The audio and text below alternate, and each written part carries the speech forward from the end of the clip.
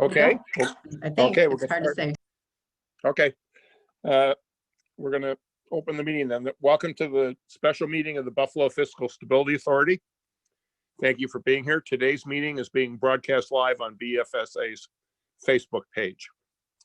The special meeting was called for the sole purpose to review and comment on the City of Buffalo's 2021 through 2024 financial plan.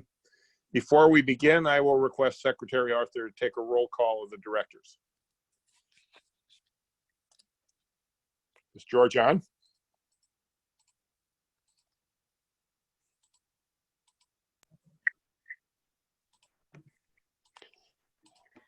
Maybe,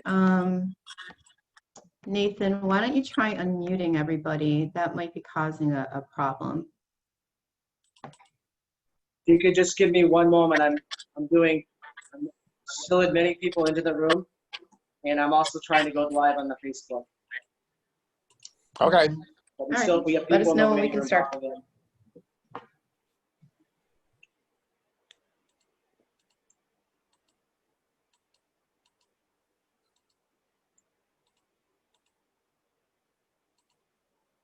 I do not see Secretary Arthur listed unless it's under a phone number that doesn't list his name.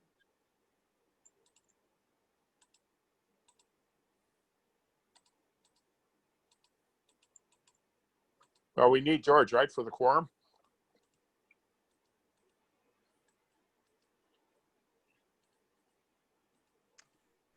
George is expected. He could be one of those phone numbers.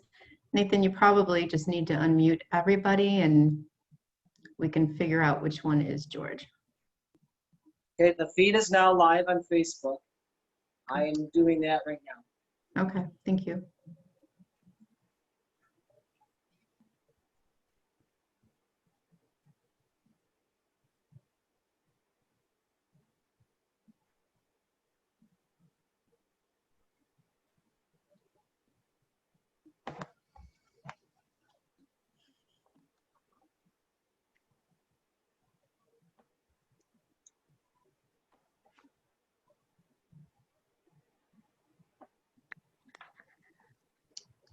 This is why I love Zoom.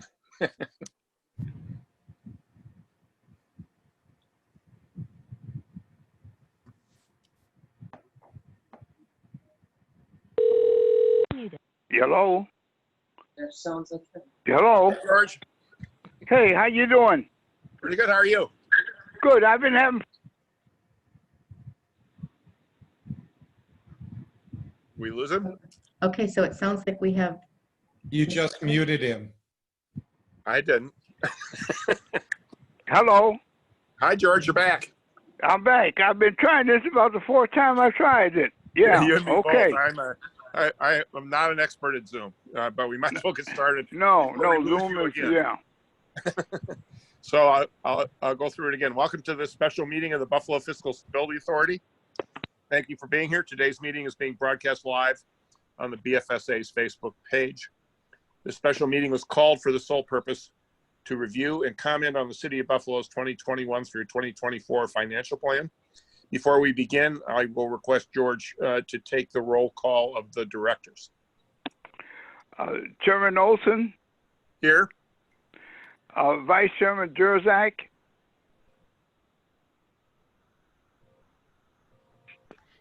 Jeanette Jerzak, Director apologize. Floss. Jeanette, is he expected?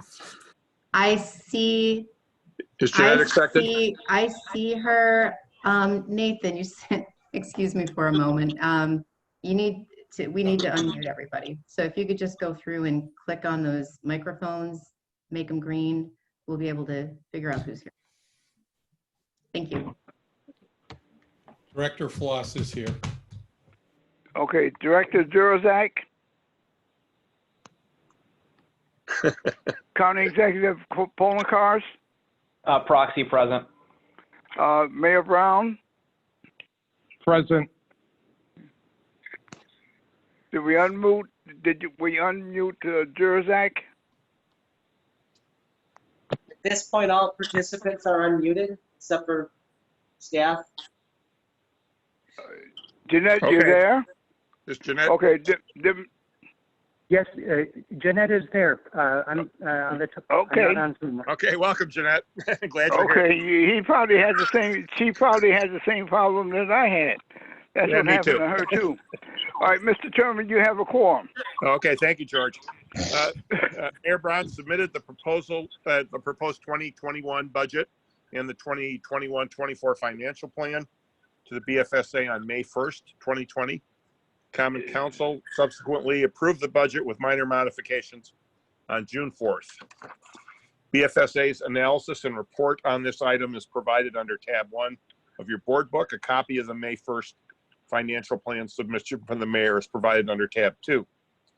Based on the initial review of this plan, a letter was submitted to the mayor on May 11th requesting a revised financial plan to address the subsequent budget gap that would be created in the event that federal stimulus funding is not approved and casino revenues are not received as included in the 2021 budget. Copies of these communications are provided under tab 4.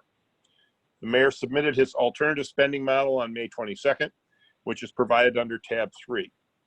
To assist in our review of the materials, BFSA staff has created a table of alternative spending model, which is also provided to you under tab 3. The draft resolution regarding our review and analysis of this financial plan and the alternative spending model, along with our recommendations, was emailed to you yesterday. I understand that Mayor Brown has a tight schedule, understandably so. I will ask first if he has any comments or wishes to address the subject. Thank you very much, Chairman Olson. My comments are very brief. I apologize that I'm not going to be able to stay for the balance of the meeting. I have an urgent city matter to attend to. I understand that the purpose of this meeting is also urgent and certainly don't want to diminish the importance of the meeting that is taking place now. When I leave the meeting, Donna Estrich will join as my proxy for the city. I want to thank the members of the control board for their careful review of the city's 2021 budget. I want to thank the members of the city council for their review of the 2021 budget. As you know, we are dealing with dual pandemics. We're dealing with the COVID-19 global health pandemic, and we are dealing with global social unrest regarding racial injustice and police brutality. The city of Buffalo has been deeply impacted by both things. And while I have the utmost respect for the reviews that have been done of the budget, the city is going to have to stand by its budget proposal at this time of including the $65 million plus of federal disaster relief in the budget.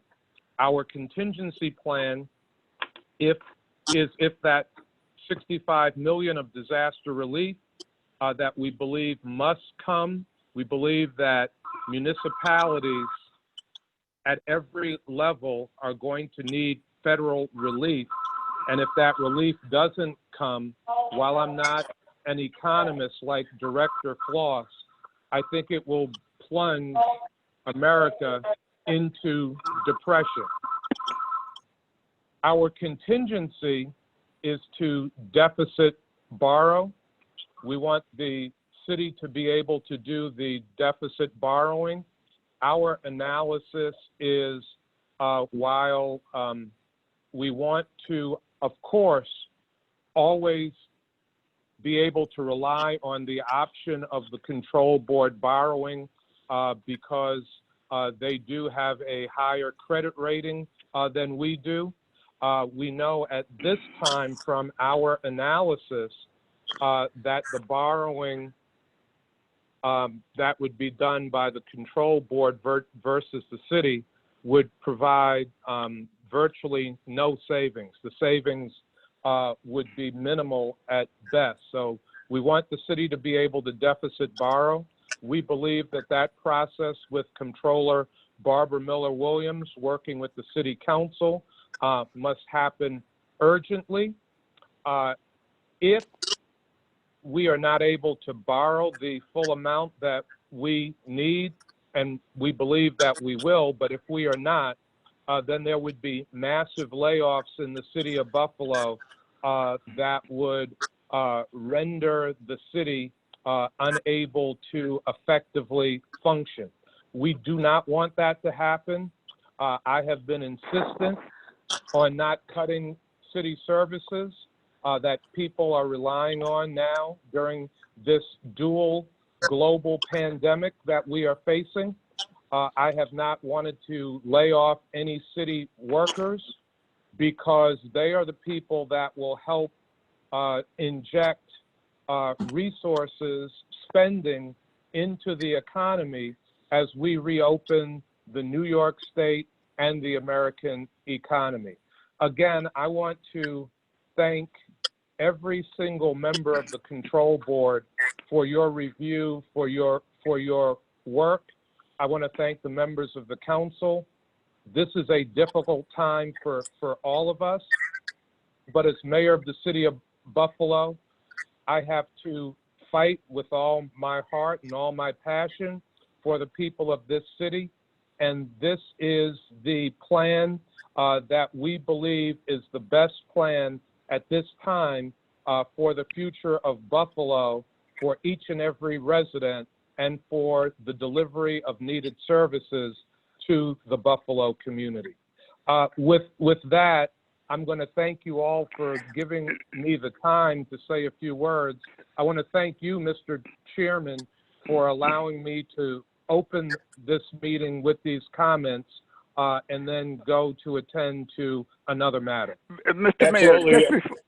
Mr. Mayor. Just let me say first, Mayor, that we certainly appreciate your efforts and share your concerns about the necessity for federal support, and are very anxious to work closely with you, the controller, and the city council to preserve essential city services and allow Buffalo to recover through these very difficult challenges.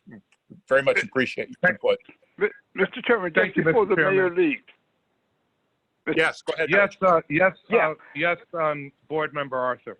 I would think that in the interest on this particular resolution that you, Nordana, should excuse yourself. The city should be excused from voting on this. I think it should be full participation, but I don't think that you or as an ex officio and as the mayor should vote on this resolution. Well, Mr. Arthur, Board Member Arthur, out of my deep respect for you, if you are recommending that I abstain and that Commissioner Estrich, as a proxy for me, abstain, we're certainly willing to take that position. You know, you very good. But I do think we have a quorum. We have 5 votes, enough to pass what needs to go. And the reason I say that is that it is coming to you. It is coming to you, and it would be a thing that we don't want anyone to raise any red flags or anything else to prevent this from going forward.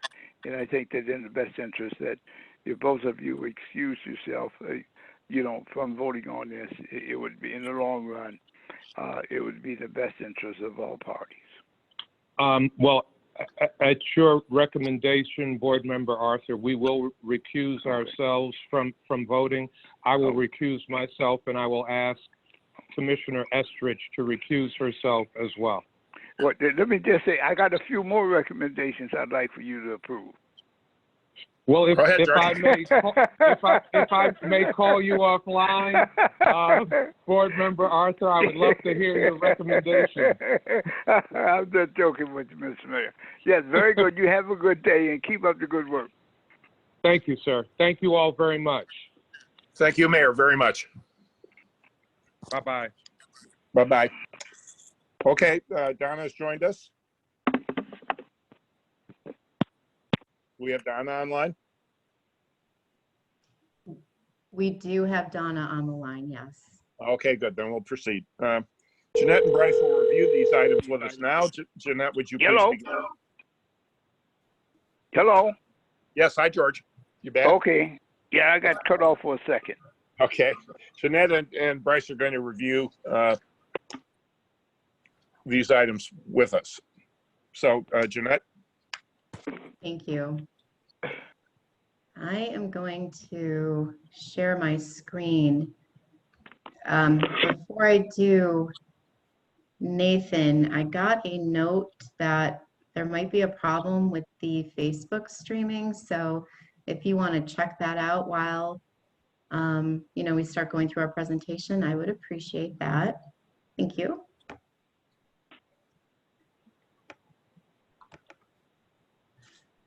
All right.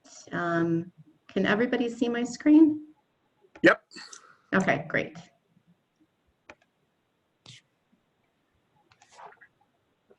Okay, great. So good morning. And before I begin, I just wanted to express my gratitude to the mayor's office, all of his staff, and particularly the Commissioner of Finance and Administration, Donna Estrick, who has worked tremendously with us over the past, feels like it's longer than 6 weeks, to not only understand the key underlying assumptions, but also kind of working through an alternative spending model and obtaining a better, clearer understanding of what it would look like moving forward under the circumstances. And I also would like to thank our staff for all their hard work over the past few months while we've been working in a less than ideal environment, as we all are, and particularly Bryce Link for his work on this report. So I did want to begin today's discussion providing an overview of certain revenue and expenditure trends with a focus on revenues in order to provide a historical view before Bryce discusses the projections as made by the city over the 2021 to 2024 financial plan. First is a summary of the actual operating results for the last 10 years. The revenue average over the 10-year period was $458.3 million. Revenues increased $32 million, or just over 7% from 2010 to 2019. Typically, we tend to focus on the more current average, a 3 to 5 year range, as the passage of time can skew the percentages and the trends a little bit. But it's important to note that revenues have largely been pretty stable over this time period, with the 3-year average, the most recent 3-year average, at $460 million. This isn't a surprise, as a significant portion of the city's budget comes from state aid, real property taxes, and sales taxes. There's a few slides to show the trends on those 3 items coming up. Revenue as adjusted for inflation from 2010 to 2019 would be $523 million. And again, the slides on the next 3 big categories of revenue will explain that further. Total expenditures have increased over this period by $45 million, or 11%. Adjusted for inflation, the expenditures from 2010 to 2019 would be $489 million, which demonstrates the city's ability to manage their costs effectively over the last 10-year period, more than effectively, as their expenditures are under what the inflationary increase would have brought it to. The more recent 3-year average is $464 million of expenditures spent annually.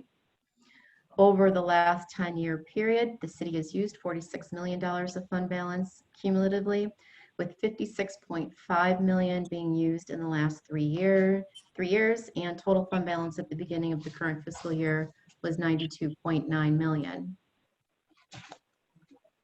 The next slide focuses on revenues as compared to budget, and it includes cumulative total revenues, meaning both operating as well as transfers in. over the last 8 years, total actual revenues were less than estimated by 20 million, and that's a cumulative 8-year total. But over the last 3 years, the difference is larger at 55.5 million, and that was the main contributor to the use of fund balance over the last 3 years. More recently, over the last 5 years, on average, the 3 revenue categories of real property taxes, sales tax, and state aim has equaled 79% of the budget and 81% of actual revenues. So those came in pretty close to budget. So just roughly 80% of the budget consists of three buckets of revenue. The first being the real property tax levy. So over the last several years, the property tax levy averaged between 28 and 29% of total budgeted revenues. It was as high as 32% of total estimated revenues back in the earlier years from 2009-10 to 2011-12. Property taxes overall have been held relatively flat over this time period. The 2019-20 amount of 147.9 million represents the levy as included in the budget that was adopted by council on June 4th.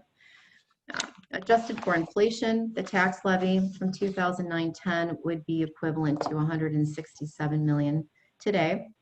The decision to keep taxes relatively flat resulted in increased reliance, of course, on other sources of revenue. New York State aid and incentives to municipality, the significant takeaway on this slide is the red line, which is total state aim or aid and incentives to municipalities. It's been flat over the last 7-year period and actually has decreased since 2008, 2009. Adjusted for inflation, this amount would be equivalent to 198 million now. So it really demonstrates not just the point in time impact that the holding the line flat over the years has meant for the city of Buffalo, but there's also the incremental increase year to year that the city is now receiving. State aim is the single largest source of funding for the city's budget, and it's important to note that while it's been held flat in 2011, the state imposed the real property tax cap, further limiting the municipalities' ability to react to a flat state aid provision. Prior to the recession of 2007-2008, it's not shown on this slide, but I took a look at some of the numbers. Annual aim increases ranged widely from 3% to 15% a year. And then after the recession, as you can see, it was held flat. The blue line is total state aid. That would include casino revenue, spin-up state aim, and special aim. Most significantly, that is what contributed to the blip that we see in 2012-13.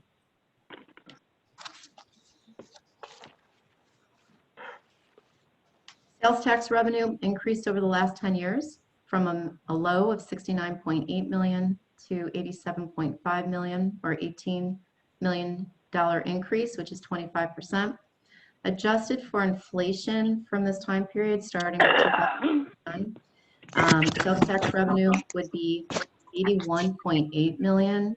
The difference is attributed to the overall economic growth in our area. Sales tax is equal to 16 to 17% of both budgeted and actual revenues over the last 5 years. Here's just a quick snapshot of general fund expenditures compared to the final budget. Expenditures over the last 10 years have grown by 24.4 million, or 5%, which is again significantly under inflation. The inflationary increase from 10-11 would be 466 million. I'm sorry, I'm looking at this wrong. The inflationary increase from 466 million in 2010-11 would be 530 million in 2018-19. So again, substantially under the inflationary rate.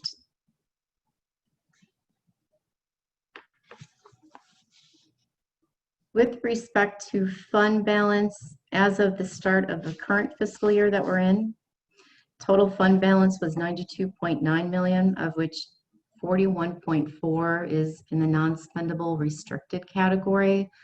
The unrestricted category, which would consist of the committed, assigned, and unassigned, was 51.5 million. The committed fund balance represents the rainy day fund that has been held intact since it was first created. So before I pass this over to Bryce for his review of the financial plan, did anybody have any questions on any of these slides? Okay, thank you. Bryce, I will pass this over to you. Let me stop sharing here. Thank you. Thank you.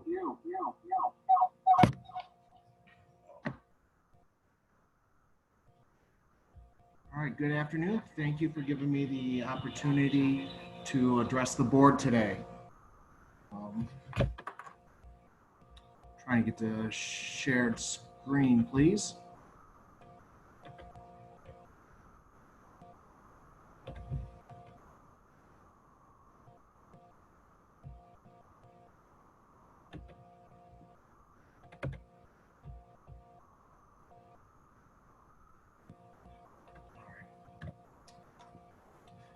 So the city prepared a budget and financial plan that does not project deficits over the 4 years. The proposed 2021 budget totals $519.6 million and decreases by $2 million to $517.6 million in 21-22.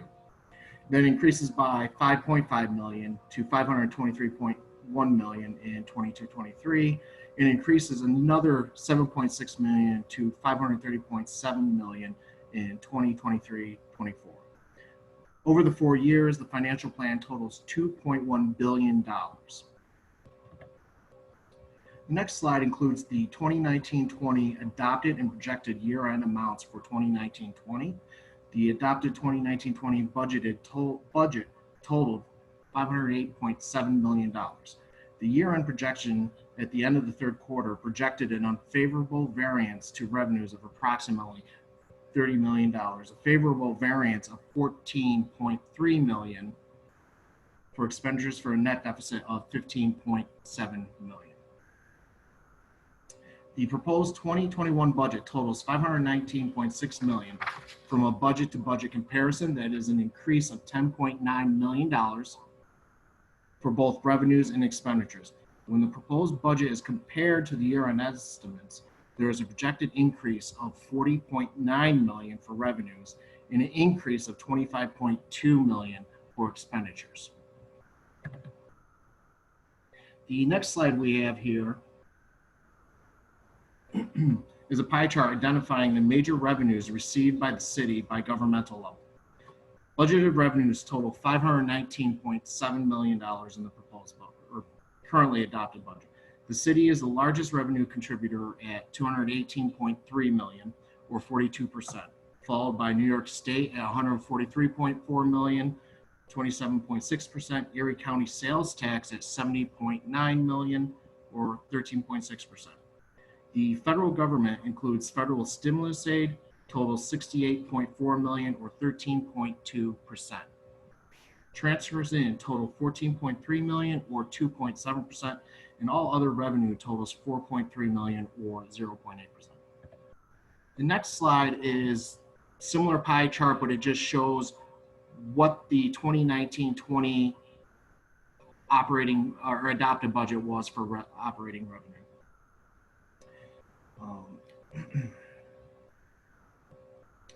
The most significant changes year to year are within the New York State contribution and the federal government amounts. New York State revenue is reduced by 10% from 100 to 191.7 million down to 143.4 million in 2021. And that's largely attributed to the reduction in New York State aid.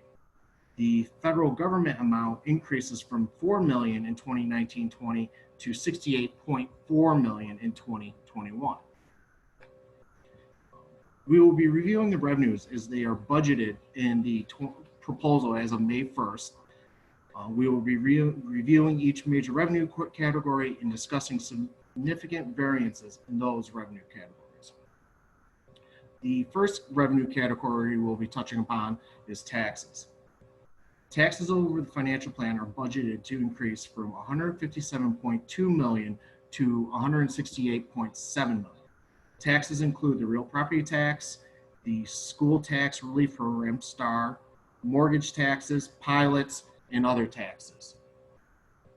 Most taxes are flat over the financial plan except for the real property tax, which increases annually. Taxes total $157.2 million and represent 30.3% of total revenues in 2021. Taxes are estimated to increase 7.3% or $11.5 million from $157.2 million to $168.7 million over the financial plan. This increase is attributed to the real property tax. The city completed their full reassessment in 2018 and the revised assessments are effective in the 2021 budget. The city is currently utilizing 57.5% of available taxing levy of 140, which totals 147.9 million. Approximately 109.2 million or 42.8% of the levy is available. Real property taxes are budgeted at 140 million in 2021 and are budgeted increase by 5.6 million or 4% to 145.6 million in 21-22, followed by an increase of 2.9 million or 2% to 148.5 million in 22-23, and an increase of 3 million or 2% to 151.5 in 23-24. The next slide is a breakout of the total tax levy summary for 2020 and 21, including the rates for homestead and non-homestead tax rates. The tax levy is 147.865 million. Slight variance is noted due to rounding. Of that amount, the city maintains 77 million and transfers 70.8 million to the district. The homestead rate is $9.99 per 1,000 of assessed property, and the non-homestead rate is $16.75 per $1,000 of assessed property. Total property taxes attributed to homestead total 72.6 million, and the non-homestead portion totals 75.2 million. Moving on to intergovernmental revenues, which include the New York State Aid and Incentive to Municipalities, AIM, sales tax, the Tribal State Compact casino revenue, federal stimulus, FEMA reimbursement, and several other intergovernmental revenues. Per the proposed financial plan, state aid was budgeted at 129 million in 2021, increases to 139 million in 21-22, then increases to 149 million in 22-23, and 161.3 million in 23-24. And just as a reference, 161.3 million is the current amount provided by the state and has been provided at that level since 2012.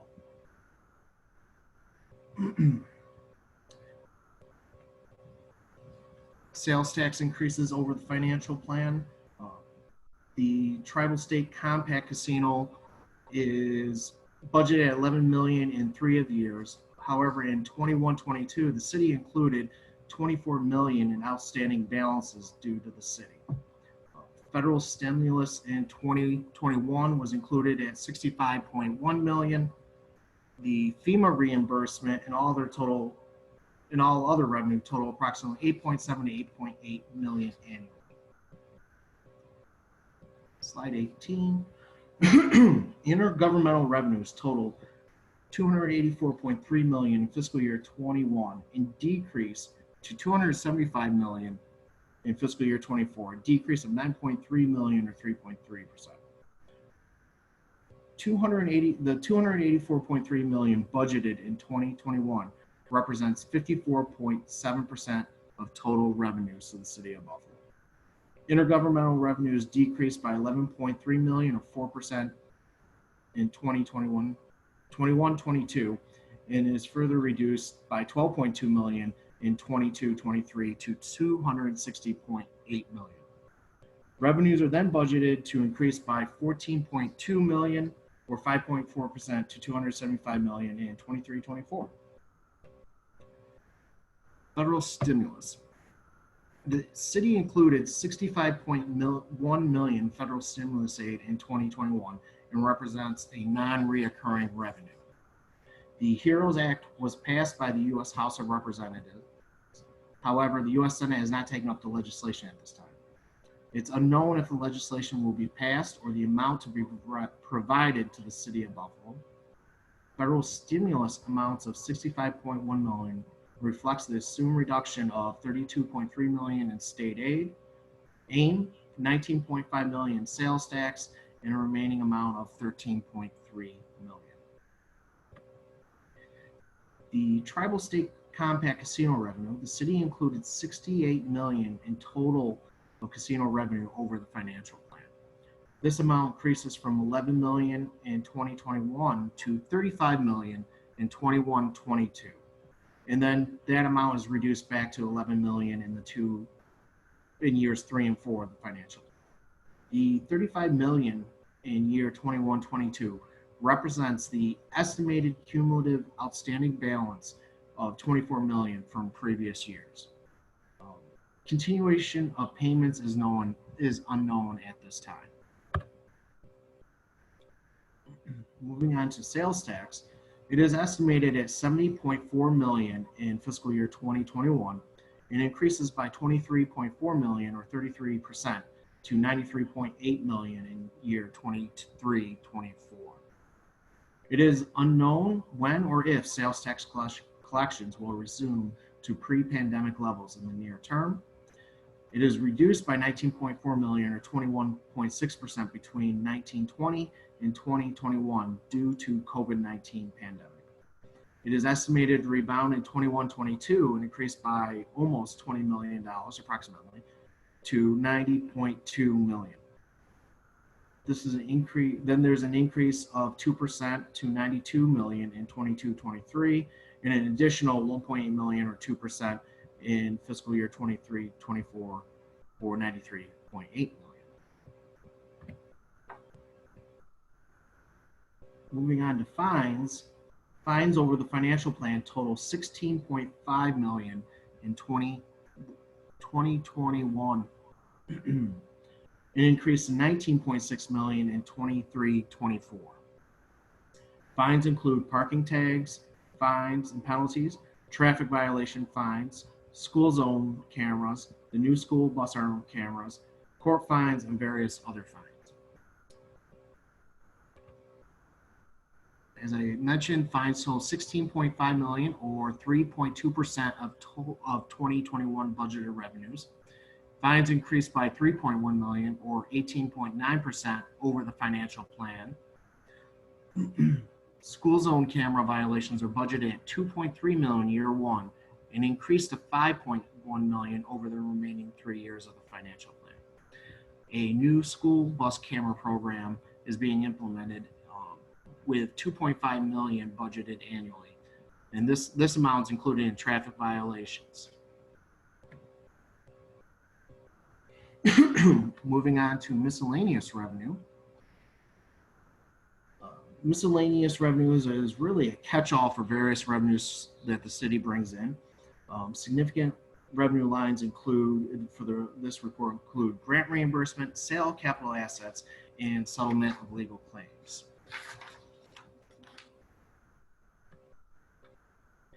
Miscellaneous revenues are budgeted at 14 million in fiscal year 2021 and represent 2.7% of budgeted revenues.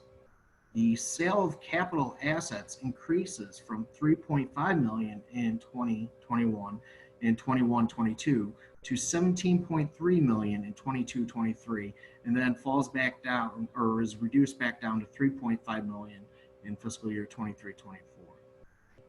As was mentioned, 3.5 million is budgeted annually for the property foreclosure sales, and the $13.8 million increase in 22-23 represents the sale of pending sale of the Fernbach ramp. It's difficult to accurately predict from a timing perspective if and when the sale will occur. Settlement of legal claims increases by $3.4 million in fiscal year 23-24, and this is attributed to litigation involving the opioid crisis. Moving on, the remaining revenue lines, all other revenue sources include service charges, non-property taxes, licenses and permits, interest income, and transfers in. There's very little fluctuation in these lines over the financial plan, increasing from $47.6 million to $49.7 million over the 4 years, which is an increase of $2.1 million. All other revenues total $47.6 million, or 9.1% of budgeted revenues in fiscal year 2021. There's a minimal variance of revenues across the financial plan, increasing by $900,000 or 2.6%. Service charges are budgeted increased by $700,000, and licenses and permits are budgeted increased by $100,000. Moving on to expenditures, we have a pie chart breaking out the city's 2021 proposed budget, or the May 1st budget, of $519.6 million. Significant expenditures include fringe benefits, budgeted at $160.3 million, or 31%, followed by transfers out at $100.6 million, or 19%, followed by the police department, $86.1 million, 17%, fire department at $63.1 million, 12%. The public works is budgeted at $30.6 million, or 6%, and utilities at $16.6 million, or 3%.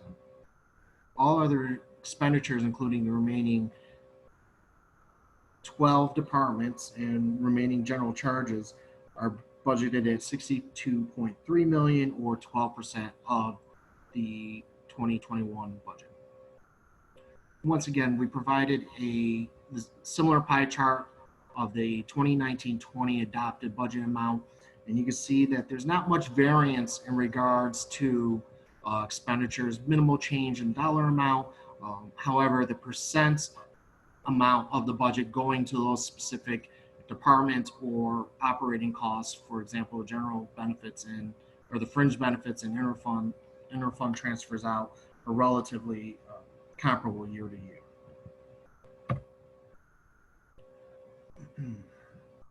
Slide 30 here is the 4-year financial plan for total expenditures, broken out by department level, general charges, and inter transfers out. We identified 3 of the largest departments over the 4 years of the financial plan, and then all other departments. Over there, total expenditures by departmental and general charges over the 4 years of the financial plan increased from $519.6 million in fiscal 2021 to $530.8 million in fiscal year 23-24. Departmental costs increased $9.4 million, or 4%, from $237.5 million in 2021 to $246.9 million in the 4th year of the financial plan. Those costs, departmental costs, are really related to personnel costs. These are the individuals providing services to the city residents. General charges increased by $2.2 million over the financial plan, or 1.2%, from $181.5 million to $183.7 million.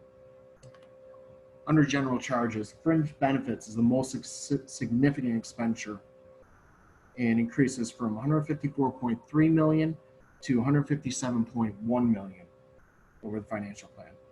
Health insurance is increasing approximately $7.6 million over the financial plan. Pension contributions are increasing $2.5 million. The salary adjustment line for negotiating contracts is decreasing by approximately $3 million. The city also included a freeze adjustment line in the 3 out years of the financial plan, valued at $6 million. This is a way for the city to manage expenditures employee related in the out years of the financial plan. And all other fringe benefits range between 22.4 million to 23.5 million over the financial. Utilities decreased from 16.4 million down to 16 million.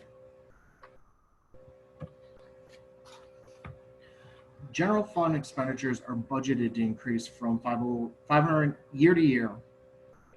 General fund expenditures are budgeted to increase from 508.7 million to 519.6 million. This represents an increase of 10.9 million or 2.1%. Total departmental spending of 237.5 million. This includes projected amounts for step and wage increases. Estimated amounts included for future labor contract settlements are budgeted in fringe benefits, as was previously mentioned. The year-to-year police department is decreasing by 3.5 million. Fire department is increasing by 4.6 million. Public works is decreasing by approximately 500,000. And then the remaining 12 departments are increasing on a net basis by 2.3 million.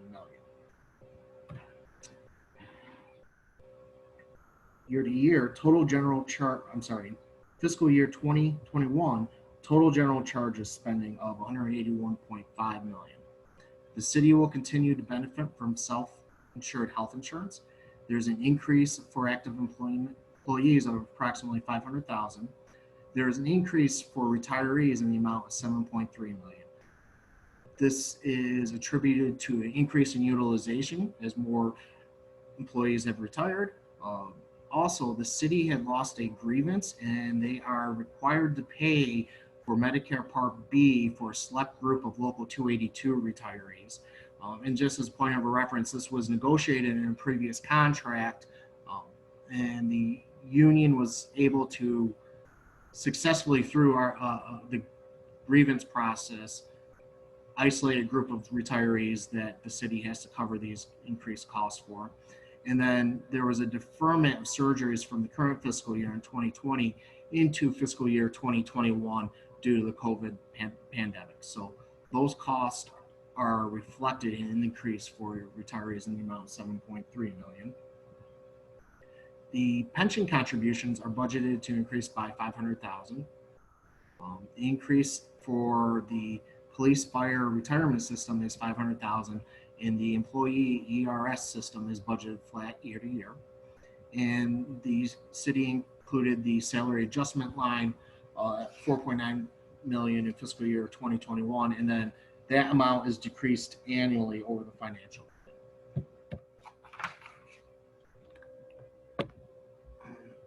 Utilities are on a year-to-year basis are projected to decrease by $500,000. Debt service is expected to increase by 200,000. Transfers out are increasing by 400,000. The increase of 400,000 is for the principal and interest on outstanding debt. This year, there is no planned transfer to the solid waste and recycling enterprise fund.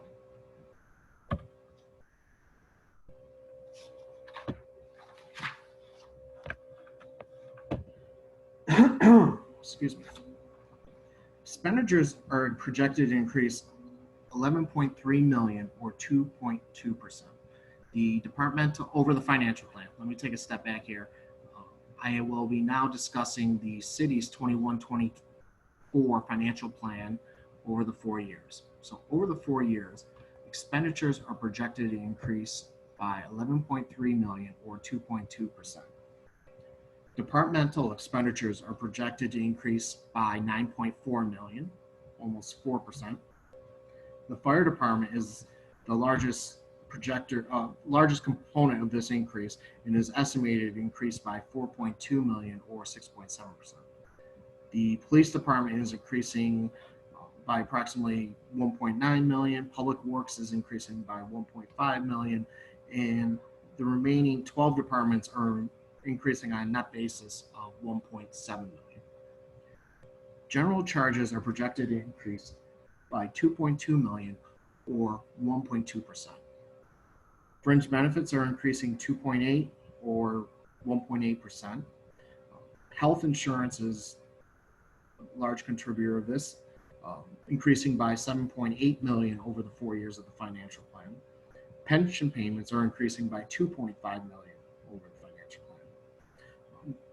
As I mentioned earlier, the city did include a freeze line of 6 million annually for a cumulative $18 million over the 3 out years of the financial plan. Utilities are decreasing by approximately 700,000 or 4% over the financial plan. Interfund transfers over the financial plan decreased by $300,000. Interfund transfers out total $100.6 million in fiscal year 2021, and this decreases to $100.3 million in 23-24. The transfer to the school district remains flat at $70.8 million over the 4 years of the financial plan. Transfers to capital debt service fund are at $29.8 million in fiscal year 2021 and are decreasing to $29.5 million in fiscal year 24. The transfer to capital project fund is flat at $400,000 annually. The third year that this is the third year that an interfund transfer out to solid waste and recycling fund is not included. Historically, this transfer averaged between 3.2 and 3.5 million annually and currently there's 18.4 million due to the general fund as an outstanding receivable from the this enterprise fund. The next slide is a breakout of the proposed staffing. It includes the 2019-20 adopted budgeted positions and includes what the city included in their financial plan over the 4 years. So on a year-to-year basis, there's a decrease of 8 positions from 1920 to fiscal year 2021. Over the financial plan, the city maintains the uniformed sworn police officers at 798 positions. Firefighters are budgeted for 742 positions. And then the remaining city employees and all other departments are budgeted at 1,134. So the city maintains a full-time equivalent of 2,674 positions over the financial plan. We're now moving on to the May 22nd letter that was submitted, and we're going to be discussing the adjustments. We'll begin with the revenue adjustments and then move on to the expenditure adjustments. So per the May 22nd letter, there was a elimination of the $65.1 million in federal disaster relief. This amount is offset by the inclusion of $52 million in a potential deficit bond for a total revenue of $506.5 million for fiscal year 2021. Now, over the 3 years, the 3 out years, the city did adjust their state aid line by $10 million in year 2 and then $20 million in years 2 and 3. They also reduced their sales tax projections by approximately 2.7 to 2.8 million annually over the 3 out years. Moving down to fines, you'll see that the city increased fines for the school zone cameras by 2.8 million in fiscal years 2, 3, and 4. So now the total revenues over the 4 years go from $506.5 million in fiscal year 21 up to $510.7 million in fiscal year 24. The following are the expenditure adjustments per the May 22nd letter. These adjustments primarily on the departmental side, and then we'll have a slide showing the general charge adjustments. Over the 4 years of the financial plan, the city reduces non-essential overtime by $4 million annually. In addition, by closing one firehouse, they estimate a reduction in costs or reduction in expenditures of $2.3 million annually. The city proposed a reduction of $2 million annually for the cultural contributions. and then departmental reductions annually. So in fiscal year 2021, departmental reductions total $4 million. They increased to $16 million in fiscal year 21-22, down to $9.5 million in fiscal year 23-24, then back up to $16 million in fiscal year 23-24.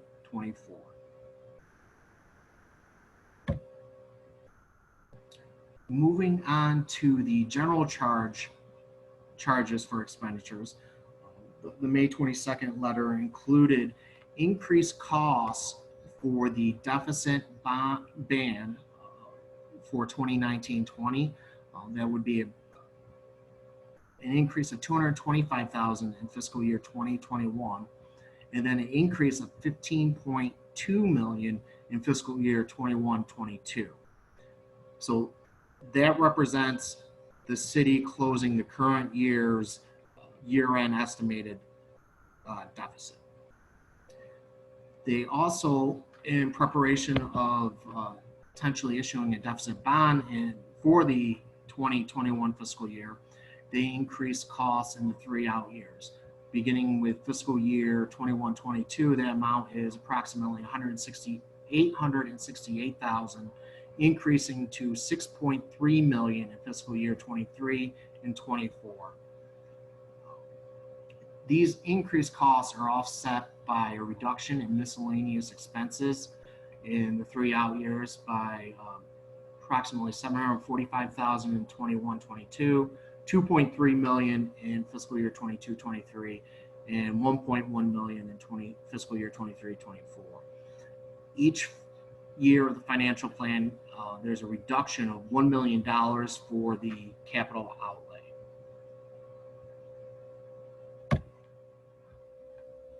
Now, on June 4th, the Common Council adopted the 2021 budget with the following amendments.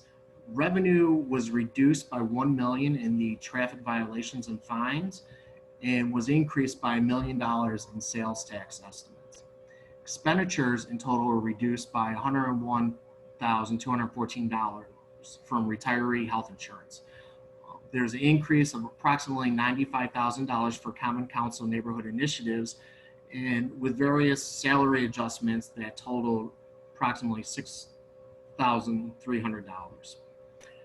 There was also a memorandum of understanding agreed to between the mayor and the Common Council concerning future budget modifications, monitoring the current situation, and where the process is in regards to potentially federal stimulus revenue and what direction the state may provide in the city. And at this time, I will turn it back over to our executive director, Ms. Rowe. Thank you, Bryce. That's a lot of information to summarize for us. It's appreciated.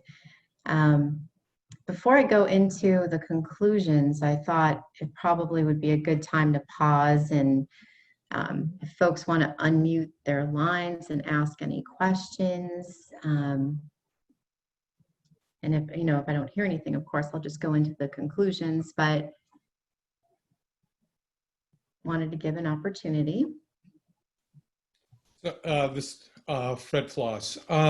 So how many years would the deficit bonds in the proposal go? Did we do a 10-year? It was a 10-year that's assumed in the revised alternative spending model, yes.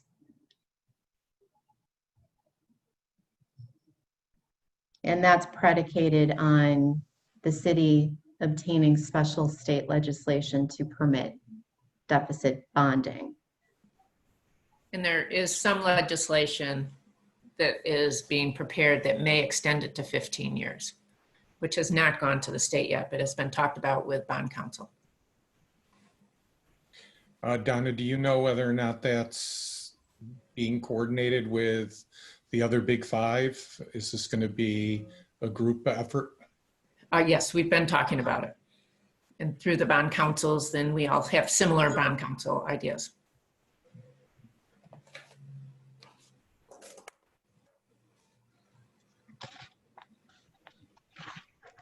Okay.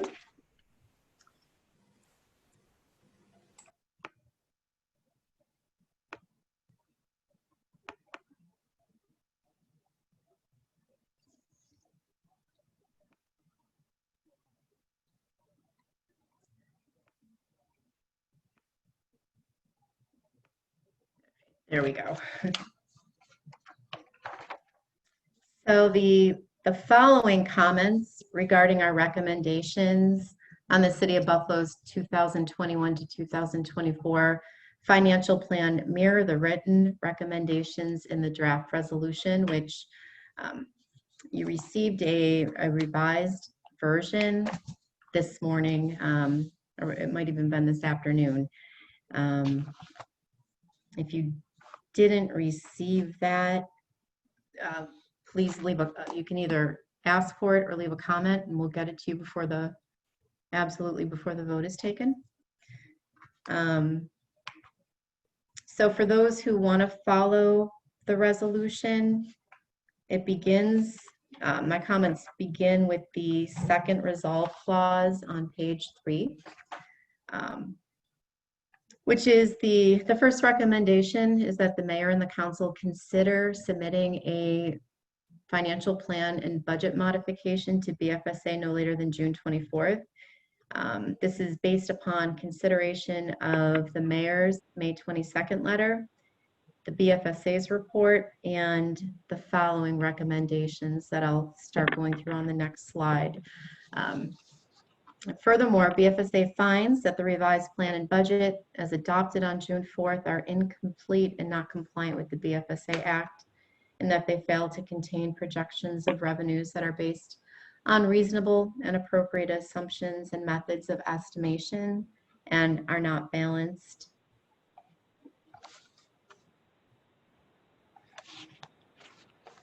Our first recommendation is that the federal disaster relief balance in the amount of $65.1 million be omitted unless and until the U.S. Senate passes or indicates that it will enact the bill passed by the House of Representatives. Point number 2 is, although there is an arbitration award in favor of the state, the Seneca Nation has not yet made payment and the state has not yet acted to enforce payment. We recommend that the revenue estimate of $11 million be omitted from the fiscal year 2021 budget. Further budget modification would be necessary to determine how to fill the resulting $11 million budget gap. It could include an increase in property taxes. It also, our resolution notes that an increase in property taxes would reduce the adverse impact in future years on budget gaps and the provision of essential services, as that is a presumably a cumulative impact over time. Number 3, it's difficult to ascertain the reasonableness of certain revenues due to factors outside the city's control, or that they're a newer, unproven type of revenue source. So we are recommending that sales tax and school zone camera violations be closely monitored and the financial plan be modified as necessary.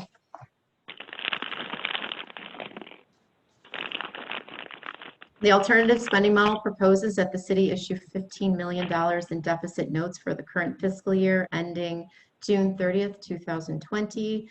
BFSA recommends consultation with city officials on this matter and is available to assist.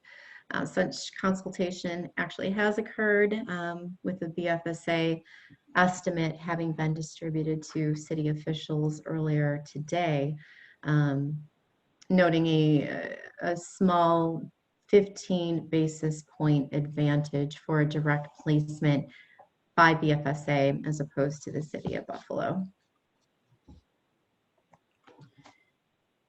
The next point involves the alternative spending model and the deficit bonds that are included within the alternative spending model. The approach that the city has indicated they would like to take is pursuant to local finance law section 10.10, obtain a special act of the state legislature that would allow for deficit borrowing. Over 10 years, as we previously indicated, there is some discussion about a 15 years extension to 15 years that Commissioner Estrick mentioned before. As of the last meeting I was on for that, there had not been a sponsor of that 15-year type of extension. That could have changed since then, but that was last week.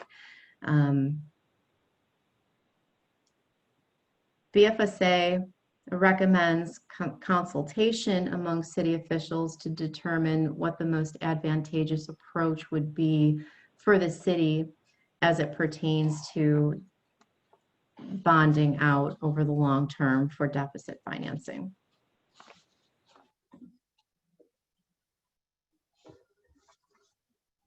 Item number 6, the city's alternative spending model provides for a total of $45.6 million in departmental reductions over the financial plan.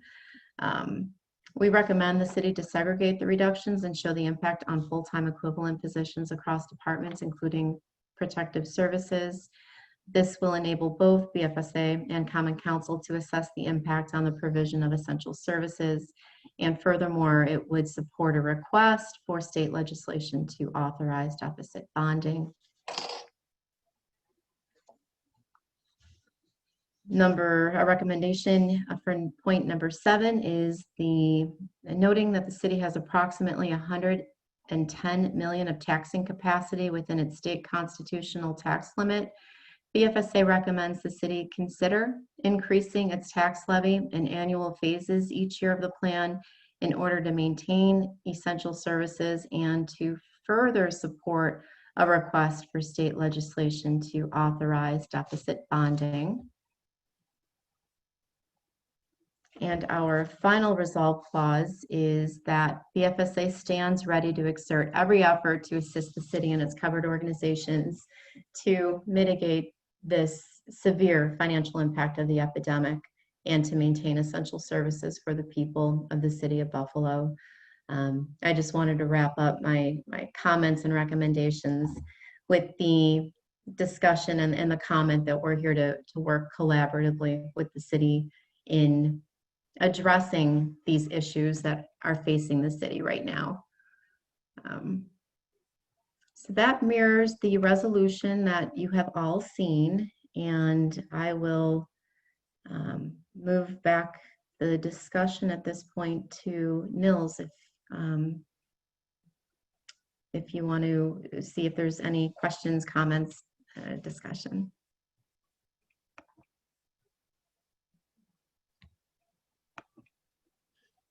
I'll get started by commenting first that this is an almost impossible situation for the city to predict exactly what revenues are going to come in. There's so much uncertainty that, and I think we have to recognize that in looking at these plans. We obviously agree that the best solution would be for federal assistance to mitigate some of the extraordinary expenses that arose out of the 2 pandemics that the mayor is so ably responding to. The problem is, of course, that we don't have any indication yet from the Senate when they're going to act, what they're going to act, and what the shape of the bill is. One thing seems clear, that both the president and the Senate have said that the House bill is a non-starter. So it's a little difficult to predict. With respect to deficit funding, we're certainly not insisting at all that BFSA obtain the bonds. We just want to work with the city to determine the most cost-effective and politically effective way to deal with the alternative of bonding. And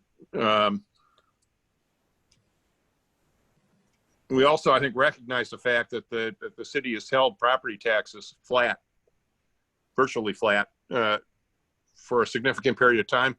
This has obviously aided in the real estate and business boom that's been occurring in Buffalo. Fortunately, it does leave some latitude to consider offsetting some of the deficit if it in fact occurs due to the lack of federal action. Some of that can be dealt with through measured tax increases. We're obviously particularly concerned with the maintenance of essential services as the city is. And I would just echo Jeanette's point that we're really here just as to assist the city in any way that we can, both with our recommendations and then working together to implement whatever plan is ultimately adopted. I'll open it now for any other comments that people have. Can I make a comment? Absolutely, please. This is Commissioner Ostrich. You know, the mayor feels very strongly that we leave in the federal aid and the casino funds in there. He feels very strongly that we will receive those monies. So I'm just repeating from what he said at the beginning of our meeting. I also wanted to, just point out that we did reduce state aid by 20% or $32 million, where we have not received any kind of definite notification from the state of how much it will be reduced. So that still could come in at the same amount, or it may be reduced, but we don't know at this time. So that's another, could be a positive for us. It might come in higher. We've looked at the borrowing costs, and I know Jeanette and I have spoken about it, and sometimes there is a great benefit for the control board to borrow, but then we have the duplicate costs because control board has that.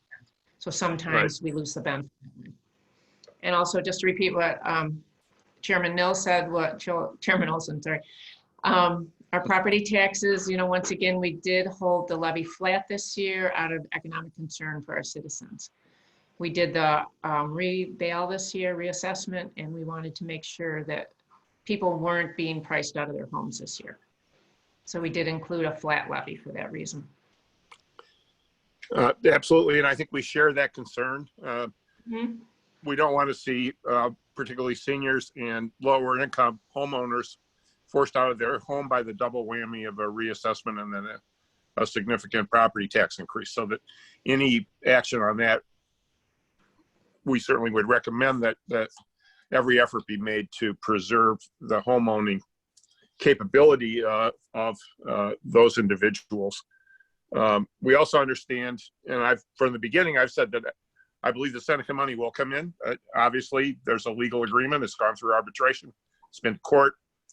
The problem is the will of the Senecas to pay it and the will of the state to enforce the arbitration and court award. None of these are, there's a great possibility that the city could realize all of the aid that is included. There's also, unfortunately, the possibility that it will be deferred or not arrive at all. So we just want to come up with alternatives to deal with the uncertainty. And we certainly do not want to be imposing our will with respect to, couldn't anyway, but we recognize the importance of working with the city and the controller on the bonding issues. And also assisting the city in any way we can to get legislation that would permit sensible deficit financing if necessary. Because again, quite commendably, the budget preserves essential services throughout the 4-year period, and that's absolutely critical for the city's prosperity and growth. Right. In this current fiscal year that we're in right now, we were looking at another surplus this year until the COVID. No, exactly. So second quarter, we were at $1 million. Third quarter, before we took out the parking and sales tax and tribal casino, we would have had a $5 or $6 million surplus this year. So it was, as the mayor said, a double whammy. Totally. I would join Jeanette in commending you and the mayor in addressing it in a level-headed and effort to try to preserve as much as possible the gains that you've been able to accumulate under normal circumstances. It's obviously most unfortunate that you've been put in the situation of having to deal with so much at the same time. And we do certainly understand that and do want to help in any way we can. Other comments?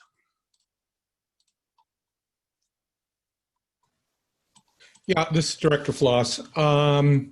I think that a couple of things is, one, I think we should just keep in mind that when the control board was started, it was because we were up against our constitutional taxing limit.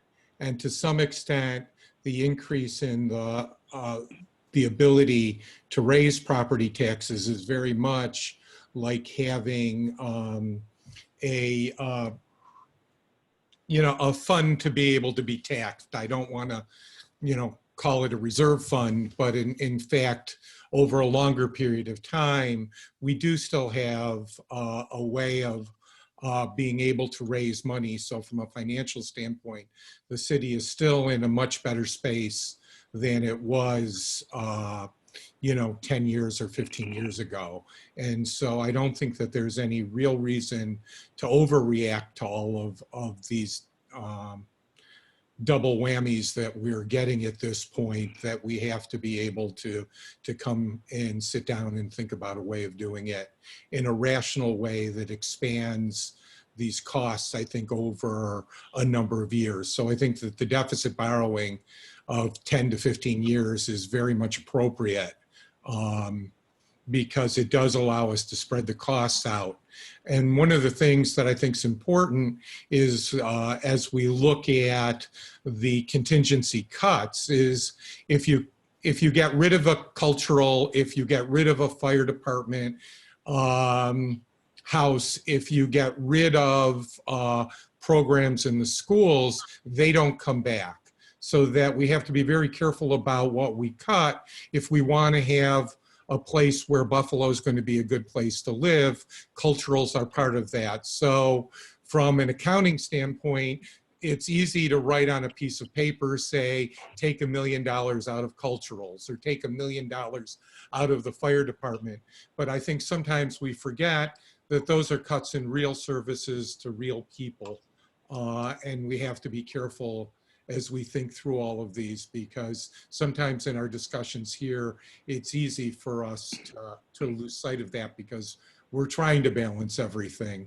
And then I want to echo Chairman Olson's important comment of making sure that if we do look at property taxes in the future, that we put it together a program that takes into account our senior citizens and their fixed income and their ability to pay for property tax increases, even if they are small. And the same is true for those in lower income. So I think we need to start to think about how a program like that would look like, as opposed to just saying we're going to do a property tax increase across the board. Those are obviously much more difficult to do, and we probably need to have everybody buy into whatever program we're going, whether that's the comptroller, the mayor's office, the council and the control board working together to try to come up with something that the community can get behind and support. I also want to just make sure that everybody realizes that no matter what we do here, we're all going to have to take our cut and our fair share of pain in all of this. The only thing I would ask is that we try to realize for those that are on the bottom end of the income scale in Buffalo, such a poor city, that we make sure that we try to do what's best and protect them as best we can. And I think we on the control board are committed to that. Thank you. Mr. Chairman? Yes, George. I would move the adoption of the resolution. Is there a second? Move the approval. Is there a second? Second. Further discussion? Hearing none. Why don't you call the roll, George, just to be sure Yes. of what's going on since we're on the phone here. Chairman Olson? Yes. Vice Chairman Jurzak? See if she is I think she's on because muted, muted. probably. been muted. Yeah. See, somebody unmute her.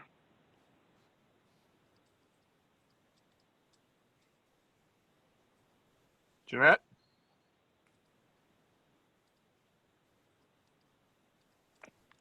If it is, she would have to press *6 to get unmuted. You use *6. *6. Here he is. So, Here she is. How do you vote? Jeanette? Jeanette, this is yes, in favor. Okay. Secretary Arthur votes yes. Director Floss, Yes. County Executive, polling cars.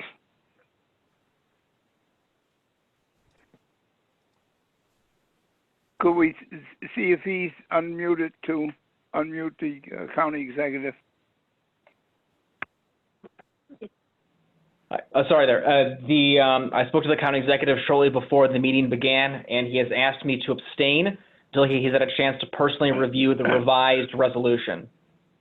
Would you get hold to him, because we need his vote now?